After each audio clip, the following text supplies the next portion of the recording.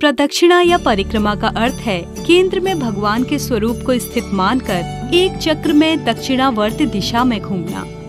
भक्त आमतौर पर मंदिरों में पवित्र अग्नि के आसपास या पवित्र तुलसी के आसपास ऐसा करते हैं। लेकिन क्या आपने कभी अपने आप से पूछा है कि हम प्रदक्षिणा करते क्यों हैं?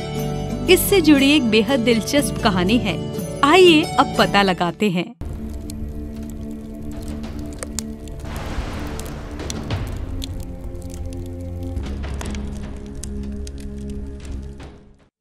बहुत समय पहले नारद मुनि दर्शन हेतु भगवान शिव और माँ पार्वती के निवास स्थान पर गए।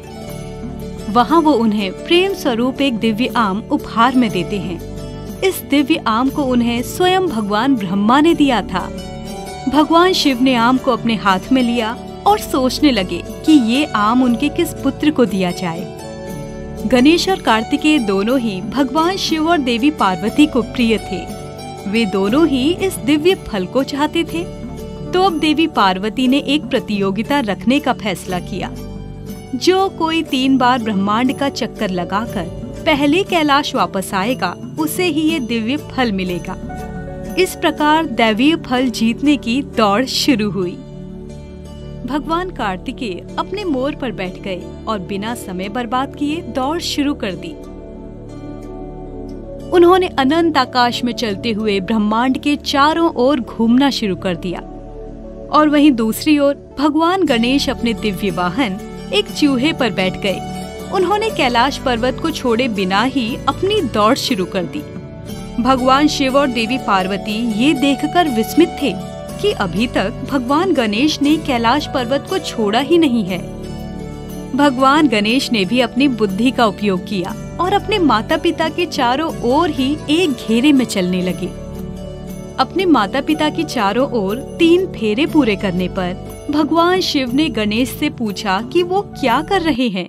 भगवान गणेश ने उत्तर दिया, मेरे माता पिता के रूप में आप ही मेरे संसार हैं। इसलिए जब मैंने आपके चारों ओर परिक्रमा की तो ये ब्रह्मांड के चारों ओर घूमने के बराबर था। भगवान शिव और पार्वती गणेश के उत्तर से प्रभावित हुए और उन्हें वो दिव्य फल सौंप दिया। जब भगवान कार्तिकेय ब्रह्मांड के चारों ओर 3 चक्कर लगाने के बाद कैलाश पर्वत पर वापस आए तो वो ये देखकर चौंक गए कि वो दिव्य फल तो पहले से ही भाई गणेश को प्राप्त हो गया है।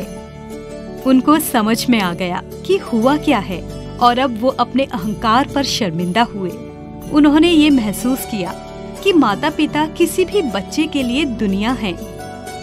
उस दिन से भगवान के चारों ओर एक चक्र में दक्षिणावर्त दिशा में घूमना प्रदक्षिणा के रूप से जाना जाने लगा। अब हम प्रदक्षिणा क्यों करते हैं, इसे समझने का एक वैज्ञानिक तरीका भी है। हम केंद्र बिंदु के बिना व्रत नहीं बना सकते। प्रभु हमारे जीवन का केंद्र, स्रोत और सार हैं। हम इन्हें अपने जीवन में केंद्र बिंदु के रूप में स्थापित मान प्रदक्षिणा करते हैं। यही है प्रदक्षिणा का महत्व।